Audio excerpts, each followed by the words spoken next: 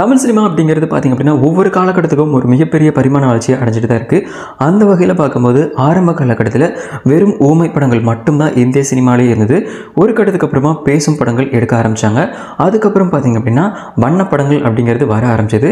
குறிப்பாக சொல்லணும் அப்படின்னா நம்ம சூப்பர் ஸ்டாராக இருக்கட்டும், உலக நாயகனாக இருக்கட்டும், இவங்க இருந்த அந்த காலகட்டத்திலே பார்த்திங்க அப்படின்னா பிளாக் அண்ட் ஒயிட் மூவிஸ் அப்படிங்கிறது நிறைய வந்துட்டு இருந்தது. அதுக்கப்புறம் அதுலேருந்து அப்படியே ட்ரான்ஸ்ஃபர் ஆகிட்டு கலர் படங்கள் வர ஆரம்பிச்சது.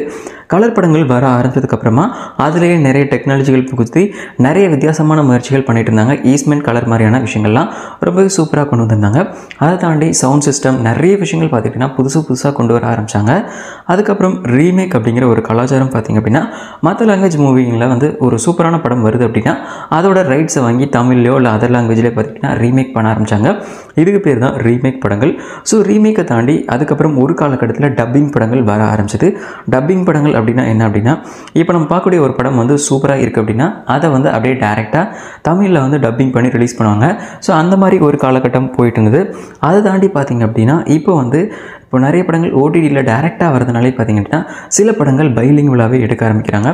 அதாவது ஒரே படத்தை பார்த்திங்க அப்படின்னா எல்லா லாங்குவேஜ்லையும் எடுத்துகிட்டு இருந்தாங்க. இந்த மாதிரி பல காலகட்டங்களை தாண்டி வந்த தமிழ் சினிமா இப்போ வந்து ரீரிலீஸ் அப்படிங்கிற ஒரு கலாய்ச்சிக்குள்ளது. ஸோ இந்த மாதிரி பல விஷயங்களை தாண்டி வந்த நம்ம தமிழ் சினிமா இப்போது இந்த காலகட்டத்தில் ரீரிலீஸ் அப்படிங்கிற ஒரு மிகப்பெரிய கட்டாயத்துக்குள்ளே மாட்டிக்கிச்சோ அப்படிங்கிறது தான் என்னோட ஒரு மிகப்பெரிய கேள்விக்குறியாக இருக்குது. ஏன்னா சில வருஷங்களுக்கு முன்னாடி பார்த்திங்க அப்படின்னா தமிழ் சினிமாவை நம்ம கொண்டாடி தீர்த்துட்டு இருந்தோம். குறிப்பாக 2018 பார்த்திங்க அப்படின்னா ஒரே வாரத்தில் 96 இருக்கட்டும், ராஷ்டிரானா இருக்கட்டும், சக்கச்சி வந்த வரும், பரியேறும் பெருமாள், இந்த மாதிரி பல வெற்றி படங்கள் அடுத்தடுத்த வாரங்களில் வந்தாலும் எல்லா படங்களுமே பாக்ஸ் ஆஃபீஸில் ஒரு மிகப்பெரிய வெற்றி படங்களாக அமைஞ்சிருந்தது. ஆனால் இப்போது இந்த 2024 பார்த்திங்க அப்படின்னா இப்போ வரைக்கும் ஏப்ரல் வரைக்கும் நம்ம வந்துட்டோம். ஆனால் இது வரைக்கும் தமிழ் சினிமாவில் ப்ராப்பராக ஒரு மிகப்பெரிய வெற்றி படமாக இது வரைக்கும் எந்த படமும் தமிழில் அமையவே இல்லை. ஆனால் நம்ம மலையாள சினிமாவில் பார்த்திங்க அப்படின்னா மஞ்சுமெல் பாய்ஸாக இருக்கட்டும், பிரம்மயுகமாக இருக்கட்டும், பிரேமலுவாக இருக்கட்டும், இந்த மாதிரி பல படங்களை நம்ம கொண்டாடி தீர்த்துட்டு தான் இருக்கும். ஸோ அப்போ நிறைய தமிழ் ரசிகர்கள் கேட்குற ஒரு கேள்வி, ஏன் தமிழ் சினிமாவில் நல்ல படங்களே வரலையா அப்படிங்கிற மாதிரி தான். ஸோ அப்படி இருக்கக்கூடிய இந்த காலகட்டத்தில் நம்ம தமிழ் ரசிகர்களை தாண்டி தமிழ் ப்ரொடியூசர்கள் என்ன பண்ணுறாங்க அப்படின்னு பார்த்திங்கன்னா தங்களோட முந்தைய வெற்றி படங்களை ரீரிலீஸ் பண்ண ஆரம்பித்தாங்க.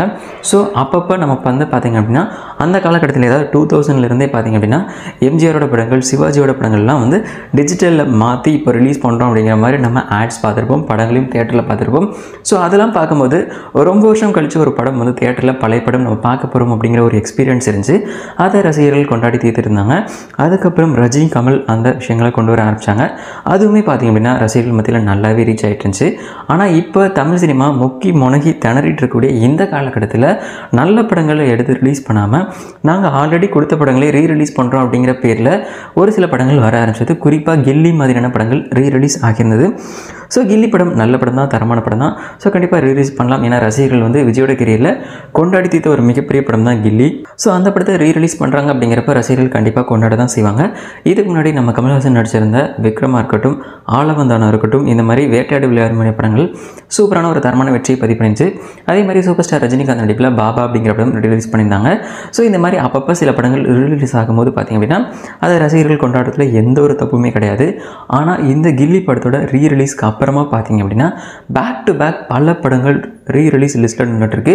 அதில் குறிப்பாக பார்த்திங்கன்னா கில்லி படம் ரிலீஸ் ஆன 2வது நாளே புரட்சி தளபதி விஷால் அவர்கள் வந்து தன்னோட இரும்பு திரைப்படத்தை ரீரிலீஸ் பண்ண போகிறேன் அப்படிங்கிற மாதிரி அனௌன்ஸ்மெண்ட் பண்ணியிருந்தாரு. அதே மாதிரி தல அஜித்தோட மங்காத்தா படம் ரீரிலீஸ் ஆகுது அப்படிங்கிற மாதிரி சொல்லியிருந்தாங்க. ஸோ இந்த மாதிரி இப்போ கமெண்ட் செக்ஷனில் போய் பாருங்கள், இந்த படத்தை ரீரிலீஸ் பண்ணுங்கள், அந்த படத்தை ரீரிலீஸ் பண்ணுங்கள் அப்படிங்கிற மாதிரி பல ரசிகர்கள் வந்து அந்த படம் வேணும், இந்த படம் வேணும் அப்படிங்கிற மாதிரி தமிழ் சினிமாவை மறந்துட்டாங்க அப்படின்னு தான் சொல்லணும்.